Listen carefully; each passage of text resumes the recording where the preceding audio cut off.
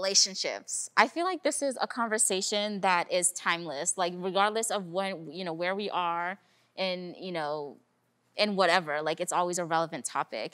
And I think something that oftentimes comes up when talking about relationship is this idea of self-love. So I'm curious about like, what does self-love mean to you all? And how does that show up within the context of a relationship or dating? For me, I would say self-love means being able to love every part of yourself and who you are. And then when it comes to relationships, I think it's really important to love yourself before you can love someone else.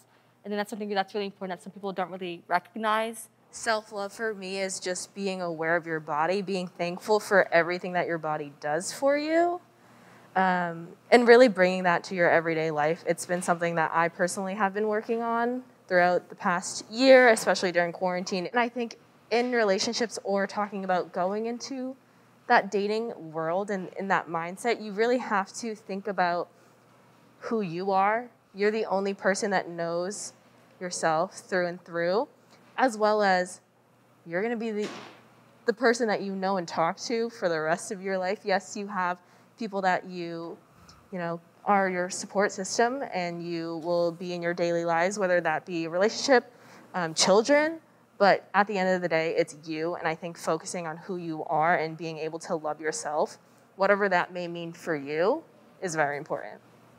I feel like a big part of self-love is always like putting yourself first. Because like when you get into a relationship, you start thinking about like you're going to prioritize that person and the time that you share with that person. But you also have to think about prioritizing time for yourself and like putting yourself first. Because if you really think about it, if you don't put yourself first, who is? And even though you expect that from that significant other or from whatever relationship that you build, you might not have that all the time. Knowing your self-worth really helps and puts in like more to your relationship in the long run because you're thinking about your mental health, your physical health, your emotional health, and then you're thinking about like how is that portraying on the person that I'm with?